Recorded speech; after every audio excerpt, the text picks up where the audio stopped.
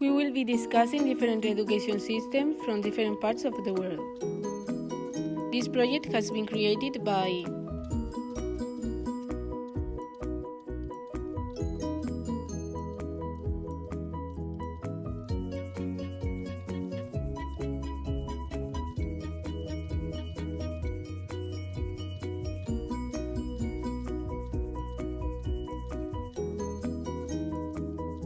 Regarding African education in general, it is remarkable the huge percentage of illiteracy rate set on the population.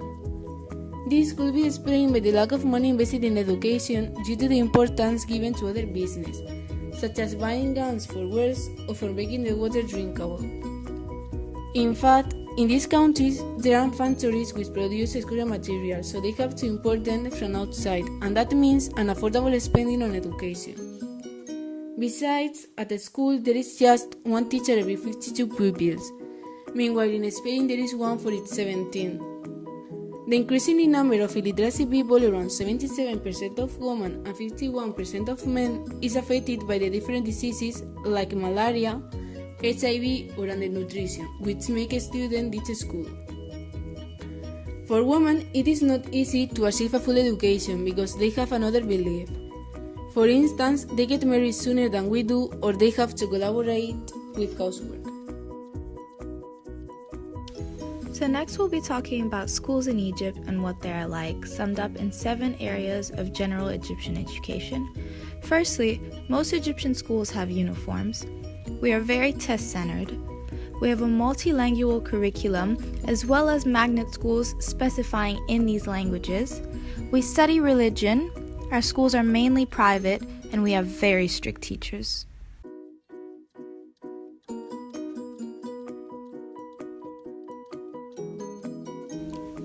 Basic educational requirements in Egypt consist of a yearly standard government exam and to pass 3 languages simultaneously. Our yearly exam consists of 3 categories: religion, Arabic grammar, which we refer to as Nahu, and Arabic literature. As we live in Spain, we have thought of explaining our point of view instead of doing a research. We would like to start with educational laws, which are conditioned by political parties and are constantly changing when a new party wins the election. For instance, nowadays we have the LOMCE, which has affected us and teachers because it changes the evaluation method. Another issue to be treated is the private education, which particularly in Spain has more popularity than the public one. According to studies, Spain is a country with more private schools than publics. However, both of them have prestigious and promote good values. When it comes to the way of teaching, Spanish education has different aspects from other European countries, like the need of sending out homework until the age of 17 or 18, when they finish the high school. These things are also necessary for the growth of the brain. Another aspect so common here is the fact of memorize. Maybe a little percentage can remember some data information, but the rest of the people recognize that what we really do in classes is memorize for the past exam. Something similar happens with the way of learning language. In our opinion, what is equally noticeable as the way of teaching is that we are supposed to choose what we want to study very premature. At the age of 16, a student must decide whether they want to study science or art. However, we would like to highlight, first of all, here working as a teamwork is very promoted by a teacher, which allows students to learn to cooperate and share different thoughts in order to arrive to a common conclusion. When comparing Spanish education with other countries, such as United States, we have found that taxes here are cheaper than there. Students here can receive a scholarship and a lot of discounts, like disabled people or large family. The United States has an education system similar to other Western countries, besides the fact that every state is independent in deciding the curriculum and creating a standardized test. I grew up in Northern Virginia, so I will be discussing the education here. In this district, most public schools are very good, but some families decide to send their children to private schools because it is more prestigious. Most private schools are affiliated with religion. Over the past couple years, different types of schooling have become more popular. For example, more and more families are enrolling their children into Montessori schools and forest schools. The incline for parents to send their children to forest schools is due to the feelings that academics and tests have become the focus, rather than social, emotional development and personal growth.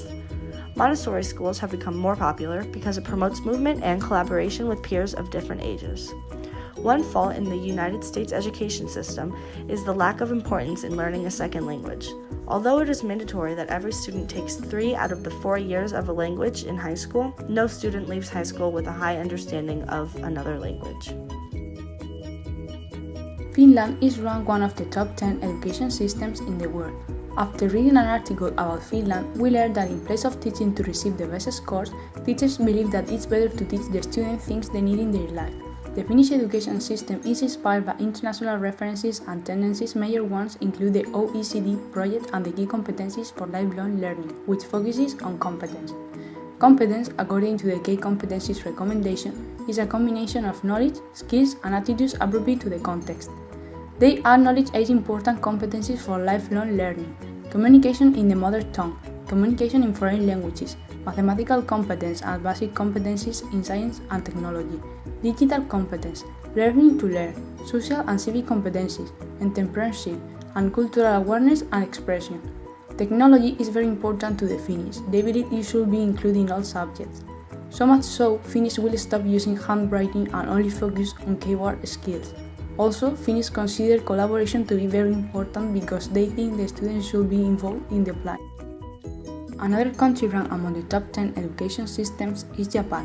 Their students are educated to be obedient, hardworking, and able to exceed Western technologies. The Japanese students are expected to earn high test scores by memorizing facts from the lessons. The teaching of moral is very important in Japan in order to prevent bullying, school violence, and gain values of respect. The education for the students is very strict. Every day the students have to copy what is lectured to them during class. There are very few discussions in class and students rarely raise their hand to share an opinion or thought. It is difficult for teachers to inspire individuality and creativity because of the very strict curriculum they need to follow. In order to promote good study habits, students have homework every day.